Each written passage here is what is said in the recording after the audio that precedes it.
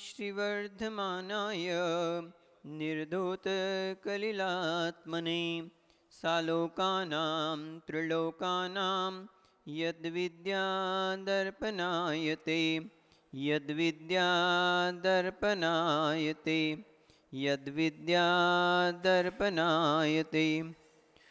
गुरु अर्हत गुरु सिद्ध गुरुराचार्य पाठकः गुरु साक्षात् परम साधु तस्मै श्री गुरवे नमः तस्मै श्री गुरवे नमः तस्मै श्री विराग गुरवे नमः।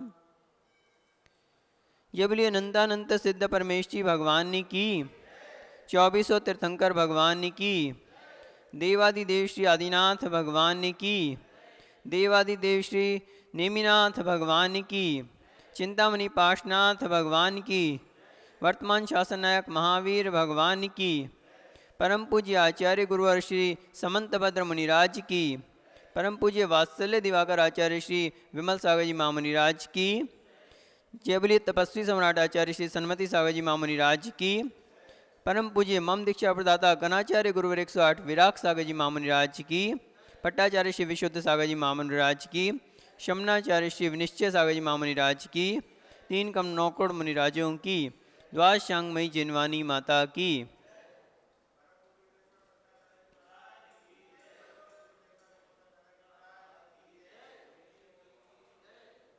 बंधुओं, यूं तो जब भादो आता है तो मंदिर में भीड़ बढ़ने लगती है, लेकिन यहाँ पर तो अजीब ही चमत्कार हो रहा है कि भीड़ बढ़ने की बजाय कम होती जा रही है। ऐसा क्या कारण है?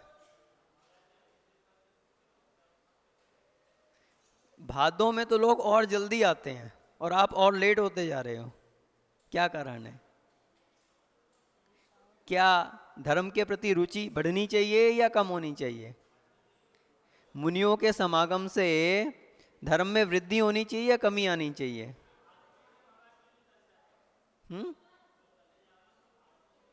हाँ, भाग्य भाग्य का तो कोई कुछ नहीं कह सकता। निश्चित रूप से वही लोग भाग्यशाली होते हैं जो भाग्यशाली होते हैं, वही गुरुओं की वाणी सुन पाते हैं, वही भगवान के दर्शन पूजन अर्चन आदि कर पाते हैं। तो हमारी जो रत्नकुंड श्रावकाचार्य की वाचना चल रही थी, इसमें आचार्य श्री दिन प्रतिदिन एक एक श्लोक के माध्यम से धर्म के स्वरूप को बताते जा रहे हैं, जिसमें सम्यक दर्शन के 8 अंगों का वर्णन करने के बाद आचार्य श्री 3 मूर्ता का वर्णन करने में अपना उपदेश दे रहे हैं, जिसमें 22वें श्लोक के माध्यम से आचार्य ने लोक मूर्ता का दर्शन की 22वें श्लोक के माध्यम से आचार्य ने लोक मूर्ता का लक्षण बताया था। और आज यहाँ पर किसी ने पढ़ा था लोक मूर्ता का क्या लक्षण था? अध्यक्ष जी, लोक मूर्ता का लक्षण कल बताया था। प्रयास करो, ऐसा नहीं कि एक मिनट अभी बता रहे हैं, अपने कोमल जी बता रहे हैं, रुक जाओ थोड़ा, अरे थोड़ा सा प्रयास करो, ऐसा नहीं, अरे कोई बात नहीं, देख के बताओ, कम से कम पढ़ो तो सही, इस बहाने पढ़ोगे तो सही। लोक मूर्ता किसे कहते हैं?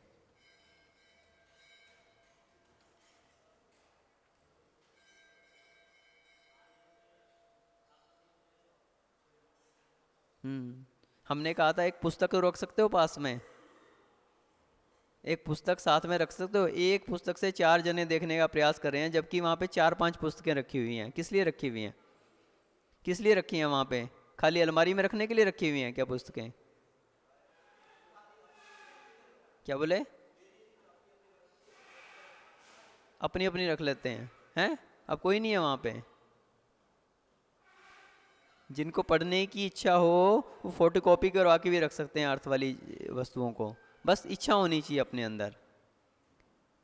तो अजय भैया थोड़ा सा प्रयास करो, बताओ घबराओ नहीं, थोड़ा जोर से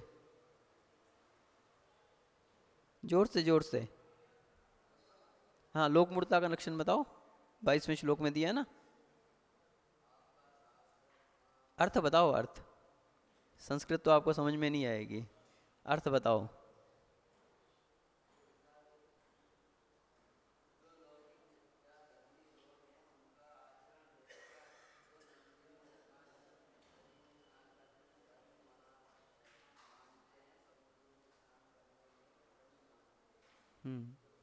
उसे लोक मूर्ता कहते हैं। हाँ, पीछे वाले भैया बता रहे हैं, बताओ बताओ,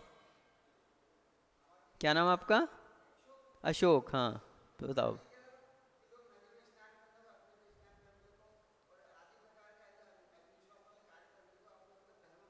हाँ हाँ, तो ये सब क्रियाएं क्या हैं? ये लोक मूर्ता है, ये इनमें धर्म नहीं है। बहुत अच्छा, शिखर चंद जी आप भी सुना दो।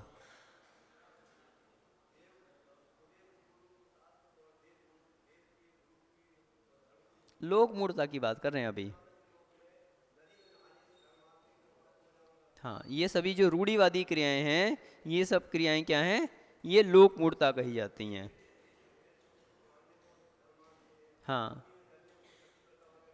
हाँ हाँ, ये जितनी जितनी भी क्रियाएं जिनका धर्म से कोई संबंध नहीं है, ये सब क्या हैं?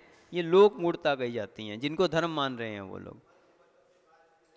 नहीं, मन वचन काया की इसमें बात नहीं आई, यहाँ पे मात्र क्रियाओं की बात आई है ना। ये सारी क्रियाएं क्या हैं? लोक मूर्ता हैं, ये क्रियाएं करना लोक मूर्ता है। ठीक है, तो आज उसी संदर्भ में आगे देव मूर्ता का लक्षण बता रहे हैं सभी। तो सभी लोग ध्यान से सुनेंगे, हाथ जोड़ लेंगे सभी लोग। वरोपलिप्स्याशावान् वरोपलिप्स्याशावान् रागद्वेषमलीमसः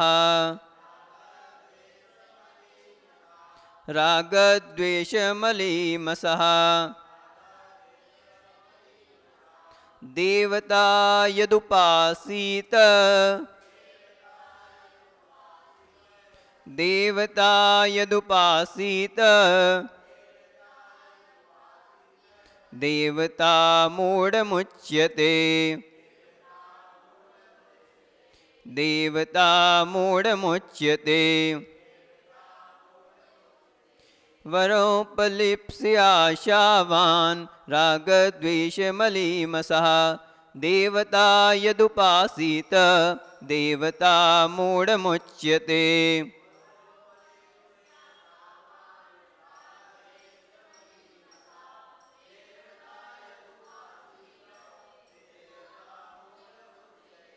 So, here in shlok number 23, Acharya Shri Samantabhadra Maharaj in Ratankand Shavkacharya is telling the symptom of Dev Murta. What is Dev Murta? And in this shlok number 23, he is telling that Varopalipsi Ashavan. Asha means a person who is hopeful. A hopeful person with the Asha, yani desire.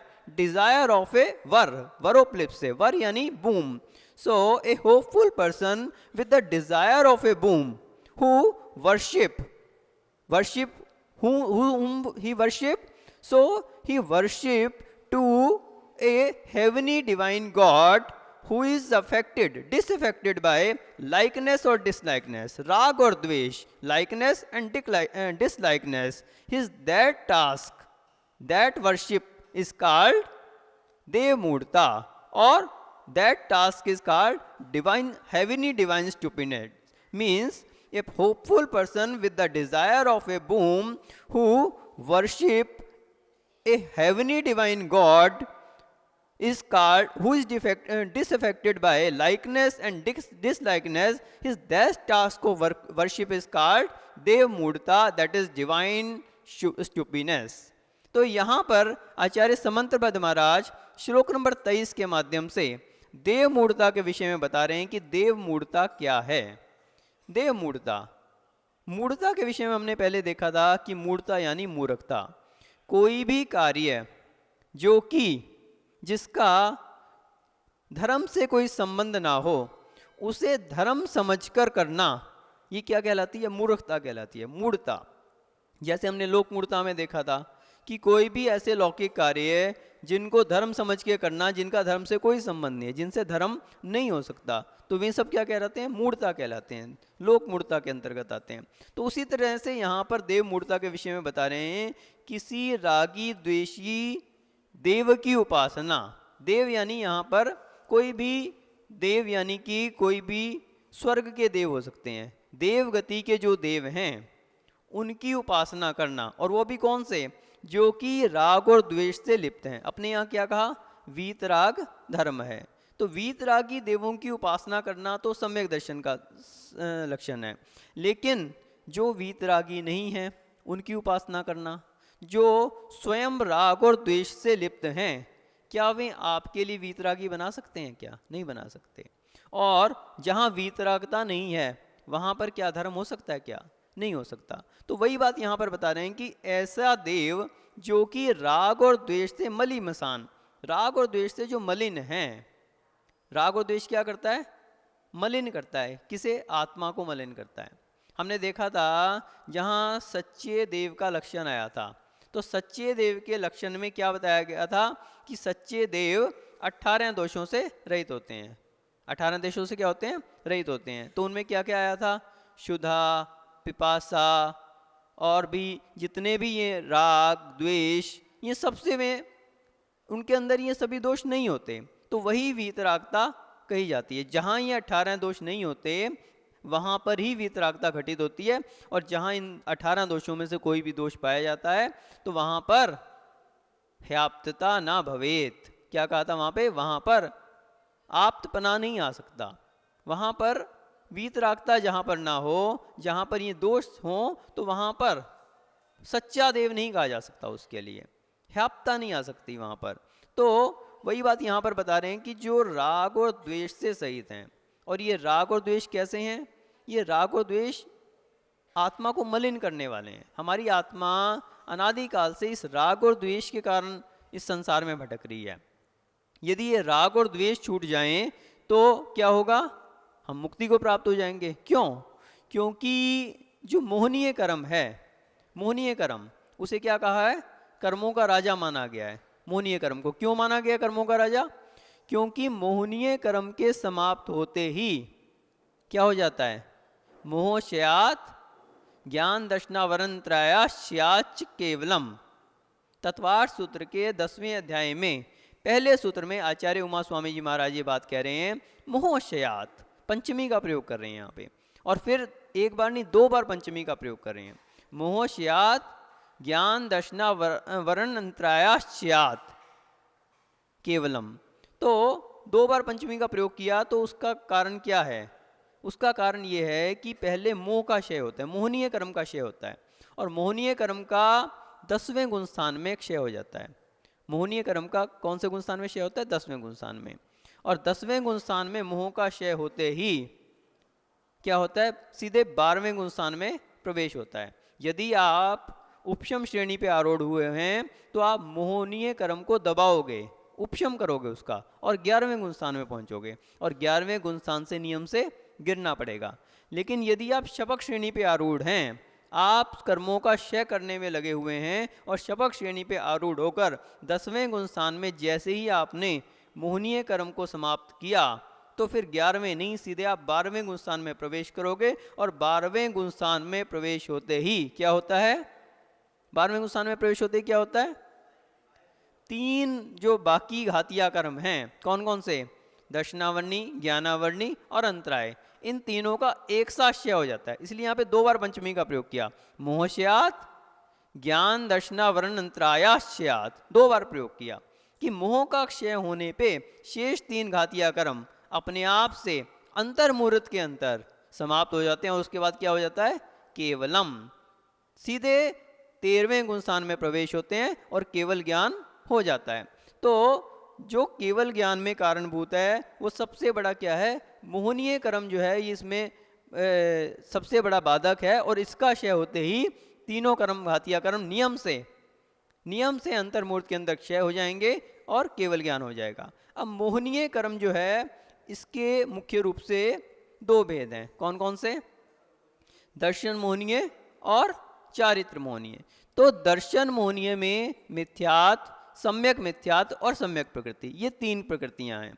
तो और चारित्र मोहनीय में 25 भेद हैं उसके, जिसमें 16 कषाय, अनंतानुबंधी की क्रोधमान माया लोभ, और अप्रत्यख्यान क्रोधमान माया लोभ, प्रत्यख्यान क्रोधमान माया लोभ और संज्वलन क्रोधमान माया लोभ। और 9 कषाय, हास्य, रति, शोक, भय, जुगुप्सा, स्त्री वेद, पुरुष वेद और नपुंसक वेद। तो ये 25 कषाय, तो 25 कषाय ये और 3 दर्शन मोहनी, इस तरह से 28 भेद मोहनी के हैं।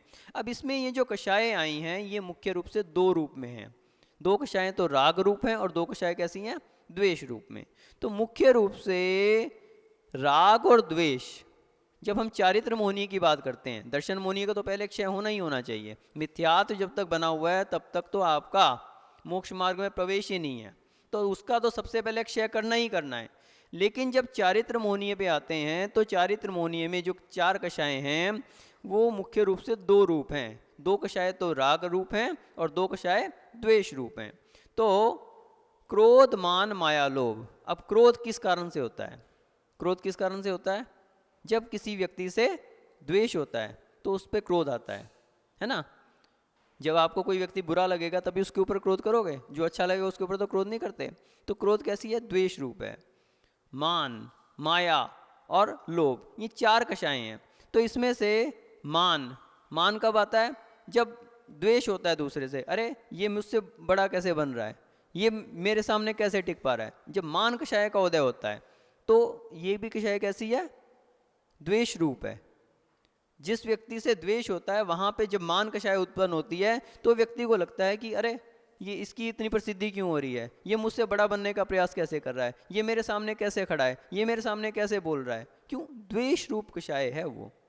तो क्रोध और मान ये 2 कषाय कैसी हैं, द्वेष रूप हैं। और मायाचारी, मायाचारी आप कब करते हैं, जब कोई चीज़ अच्छी लगती है, अब आपको उसको प्राप्त करने की इच्छा है, तो उसमें क्या है, राग छिपा हुआ है आपका। उसमें क्या छिपा हुआ है, राग छिपा हुआ है। क्यों, अब आप कैसे भी झूठ बोल के, कैसे भी वो करके वो चीज़ अपने मिल जाए अपन को, कैसे भी राग छिपा हुआ है उसमें। तो तीसरी जो कषाय है माया, किस रूप है, राग रूप है। और चौथी लोभ, लोभ कब होता है, लोभ कैसी है, राग रूप है। जब किसी लोभ कषाय का उदय होता है तो क्या होता है, जिस वस्तु में राग है उसी के प्रति लोभ उत्पन्न होता है कि हाँ ये वस्तु और मिल जाए मेरे को, और मिल जाए, गुलाब जामुन अच्छी लगती है तो और मिल जाए, क्यों, राग है उसमें। उसमें क्या है, राग छिपा हुआ है आपका। यदि आपको उसमें राग ना हो तो क्या आपका उसके प्रति लोभ जागृत होगा कि मुझे और मिल जाए, ये मेरे लिए और प्राप्ति हो जाए, नहीं होगा। वो राग है जो उस लोभ कषाय को उत्पन्न कर रहा है। तो 2 कषाय द्वेष रूप हैं और 2 कषाय राग रूप हैं। और जिनके अंदर ये राग और द्वेष है वही क्या है, संसार में फंसे हुए हैं, संसार में परिभ्रमण कर रहे हैं। तो यहाँ पर ये बता रहे हैं कि राग द्वेष मली मसान, जो भले देव भी हैं, चाहे वो देवगति के जीव भी हैं, अब उनके अंदर कुछ शक्तियाँ हैं, उनकी देवगति के कारण उनके लिए कुछ ऐसी विद्याएं प्राप्त हैं जिस कारण वे आपको वर दे सकते हैं। यहाँ पे कहा वरोपलिप्स्य, क्या कहा, वरोपलिप्स्य, वर की लिप्सा से, वर यानी वरदान, कि हमें कोई वरदान मिल जाए, हमें कोई अच्छा, हमारे लिए पुत्र की प्राप्ति नहीं हो रही तो हमारे लिए वरदान मिल जाए, कोई हमारे लिए बिजनेस जो है कम चल रहा है तो हमारा बिजनेस अच्छा चलना शुरू हो जाए, हमारे लिए कोई और उपलब्धि मिल जाए, हमारे लिए कोई निधि प्राप्त हो जाए, हमारे लिए खजाना प्राप्त हो जाए, हमारे लिए मकान मिल जाए, महल मिल जाए, नौकर चाकर मिल जाएं। ये सब क्या है, ये सब लिप्सा है, इच्छा। और इच्छा जो जहाँ पे होती है वहाँ पे क्या होती है, उस आशा से उसको पूरा करने की, वरोपलिप्स से आशावान, कि किसी तरह से इच्छा मेरी पूर्ण हो जाए, कैसे भी हो। अभी क्या करता है व्यक्ति, राग द्वेष से मलिमसान, जो राग द्वेष से मलिन है देवता, उनकी यद उपासित, जो उपासना करता है, वो उपासना क्यों कर रहा है, उस इच्छा के कारण, उस इच्छा के कारण वो उसकी राग द्वेष से मलिन है, जो वो स्वयं राग और द्वेष से मलिन है। क्यों, राग द्वेष है उनको, जो उनकी उपासना करेगा उनसे में प्रसन्न हो जाएंगे देवता, और प्रसन्न होंगे तो उनको वरदान दे देंगे, वरदान दे देंगे तो उसको लौकिक सुख की प्राप्ति होगी, अभीष्ट सुख की प्राप्ति नहीं हो सकती, आत्मिक सुख की प्राप्ति नहीं हो सकती। मनोज भैया, कौन से सुख की प्राप्ति होगी, लौकिक सुख की। तो लौकिक सुख की प्राप्ति की इच्छा से, वरोपलिप्स से, वर की इच्छा से आशावान, जिनको आशा है कि वो हमें वरदान दे देंगे, इसलिए वो उनकी उपासना कर रहा है। आप देखो बहुत सारे लोग यज्ञ करते हैं, बहुत सारी उपासना करते हैं एक अभिष्ट की सिद्धि के लिए। क्यों कर रहे हैं? कुछ पुत्र प्राप्ति के लिए देवताओं की उपासना करता है, कोई लक्ष्मी की प्राप्ति के लिए लक्ष्मी जी की उपासना कर रहा है, कोई और भी हमारा मकान बन जाए, ये सब उपासनाएं कर रहा है। तो ये क्यों क्यों कर रहा है? देवताओं की उपासना क्यों कर रहा है? इच्छा से, इच्छा छिपी हुई है। और जहाँ पे इच्छा है वहाँ पर क्या है? सुख हो सकता है क्या? कभी नहीं हो सकता। क्यों? क्योंकि जिसके अंदर इच्छा है वही तो दूसरे की उपासना में लगा हुआ है। एक व्यक्ति जिसके लिए किसी प्रकार की इच्छा है और उसे आशा है, दूसरी बात क्या है कि उससे आशा है कि उससे मुझे कुछ मिल जाएगा। मनोज जी, अगर आपको राजनीति में खड़ा होना हो और आपको आशा हो कि अमुक व्यक्ति मेरे को टिकट दिलवा सकता है, तो आप क्या करोगे? उसकी चापलूसी करोगे ना, कि चलो ये अच्छे बड़े लेवल का नेता है और इससे मेरे को जो है टिकट मिल जाएगा, चलो इसका थोड़ा सा उसके लिए गिफ्ट लेके जाओगे कुछ ना कुछ। क्यों? क्योंकि आपकी इच्छा है कि मैं इलेक्शन में खड़ा हो जाऊं और आपको आशा है उस व्यक्ति से कि ये मेरे को टिकट दिलवा सकता है, ये मेरे को जितवा सकता है इलेक्शन, है ना। तो आप उसकी क्या करोगे? अब उसके पीछे लगोगे। और किसी को इच्छा ना हो, अब अपने शिखर चंद जी को कोई बोले कि वो नेताजी को जाके जरा आप गिफ्ट दे के आओ उनकी, वो कहेंगे मेरे को क्या जरूरत पड़ी है, मेरे को कौन सा इलेक्शन में खड़ा होना है। तो ये दुख का कारण क्या है? आप उनकी आवभगत क्यों कर रहे हो? वो इच्छा के कारण। और दूसरी क्या है? वो आशा कि वो व्यक्ति मुझे अमुक चीज़ दिलवा देगा। तो ये दुख का कारण है वास्तविकता में। इच्छा क्या है? दुख का कारण है। और आज तक किसी भी व्यक्ति की सभी इच्छाएं पूर्ण हो सकती हैं क्या? किसी भी व्यक्ति की सभी इच्छाएं पूर्ण हो सकती हैं? नहीं हो सकती। क्यों नहीं हो सकती? क्योंकि आचार्य श्री आत्मानुशासन के माध्यम से एक श्लोक बता रहे हैं, आशागर्त प्रति प्राणी, आशागर्त प्रति प्राणी यस्मिन् विश्वमनुपमम्, आशागर्त प्रति प्राणी यस्मिन् विश्वमनुपमम्, कस्य किं कियदायाति वृषा वै वैशिष्यता। क्या कहा आचार्य जी ने? आशागर्त प्रति प्राणी, आशा का गर्त, आशा रूपी गड्ढा, आशा रूपी गड्ढा जो है वो कितना बड़ा है? कितना बड़ा है? कितना बड़ा है? इसमें बताया ना, आशा गर्त प्रति प्राणी, प्रत्येक प्राणी का आशा रूपी गर्त। क्या नाम भैया का? प्रदीप भैया। प्रदीप भैया, आशा गर्त प्रति प्राणी, प्रत्येक प्राणी की आशा का गर्त यानी गड्ढा कितना बड़ा है? आपकी आशा का गर्त कितना बड़ा है? कितनी आशाएं हैं आपकी? कितना बड़ा है आपकी आशा का गर्त? मालूम ही नहीं है। हाँ, मनोज भैया ने बता दिया। देखो, आशागत प्रति प्राणी यस्मिन विश्व मनुपमम, जिसमें पूरा संसार, पूरा विश्व, मनुपमम एक अणु के अनुसार, अणु एक छोटा सा अणु होता है ना, इतना बड़ा गड्ढा है कि उसमें पूरा विश्व भी एक अणु के समान दिखाई देता है। कितना बड़ा है? इतना बड़ा गड्ढा है कि पूरा विश्व, इतना बड़ा विश्व है, वो क्या दिखाई देता है? एक छोटा सा अणु, जैसे एक छोटा सा कोई दाना डला हो ना किसी बहुत बड़े गड्ढे में, तो ऐसा इतना बड़ा एक गड्ढा है ये आशा का। और प्रति प्राणी, हर एक प्राणी का आशा का गर्त इतना बड़ा है। तो प्रत्येक प्राणी का जब आशा का गर्त इतना बड़ा है तो कस्य किम की दायति विषावे वैशिष्यता। तो बोले कि जब विश्व तो एक ही है, तो आपको यदि पूरे विश्व का साम्राज्य भी मिल जाए तो आपका गड्ढा भरेगा नहीं। क्यों? उसमें तो वो एक दाने की तरह से भरा है उसका गड्ढा, इतना बड़ा गड्ढा है। और प्रति प्राणी, हर एक प्राणी का इतना बड़ा बड़ा गड्ढा। अब विश्व तो एक ही है, तो जब एक ही प्राणी का गड्ढा नहीं बढ़ पा रहा तो प्रत्येक प्राणी का गड्ढा क्या भर पाएगा? तो कस्य किम की दायति, किस किस को क्या क्या देगा? विषा वै वैशिष्यता। इसलिए विषयों की इच्छा करना क्या है? वृषा, यानी कि व्यर्थ है। आशाओं को छोड़ देना चाहिए। और आशाओं को यदि आप छोड़ देंगे तो क्या होगा? आप स्वाधीन हो जाएंगे। जिसने आशा को बस में कर लिया, क्या होगा? पूरा जगत उसका दास हो जाता है। आशा दासी कृता येन, आशा दासी कृता येन तेन दासी कृतम जगत। जिसने आशा को अपना दास बना लिया, आशा दासी कृता येन तेन दासी कृतम जगत आशाया यो भवेद दास स दास सर्वदेही नाम। तो जिसने आशा को अपना दास बना लिया, यानी जिसने अपनी आशाओं को जीत लिया, उसने सारे जगत को, सारे विश्व को अपना दास बना लिया। और आशायायो भवेद दास, जो आशा का दास बना हुआ है, स दास है सर्वदेही नाम, वो प्रत्येक प्राणी का दास है। उसे तो जिस आदमी से उम्मीद होएगी कि ये मेरा काम कर सकता है, वो उसी के पीछे लग जाएगा। क्यों? आशा छिपी हुई है। तो इसलिए आशा एक ऐसी चीज़ है जो दुख ही दुख पैदा करती है। तो यहाँ पे आचार्य जी यही बतला रहे हैं कि इन आशाओं को छोड़ना चाहिए। और आशा करनी है तो किस चीज़ की आशा करनी चाहिए? मोक्ष सुख की अभिलाषा करनी चाहिए। हमने किस चीज़ की अभिलाषा करनी चाहिए? मोक्ष सुख की। क्योंकि यदि मोक्ष सुख की आप अभिलाषा करेंगे तो आप किसको पूजोगे? वीतरागी देवों को, वीतरागी भगवान, वीतरागी देव, वीतरागी गुरुओं को आप पूजोगे, जो आपको मोक्ष सुख दिला सकते हैं। हमने बताया ना कि जिसको जो चीज़ चाहिए वो उसको ही पूजता है। आचार्य श्री इष्टोपदेश में भी कह रहे हैं, यस्य स्वयं यस्य अज्ञानोपास्ति रज्ञानम ज्ञानम ज्ञानी समाशा ददाति यस्सु यस्यास्ति सुप्रसिद्ध मिदम वचा। तो एक अज्ञानी क्या दे सकता है? अज्ञानी दे सकता है। और ज्ञानी क्या दे सकता है? ज्ञान दे सकता है। तो जिसके पास जो है वो वही तो देगा। तो अगर आप वीतरागी प्रभु को पूजोगे तो आपको वीतरागता प्राप्त होगी। और रागी द्वेषी देवों को पूजोगे तो क्या होगा?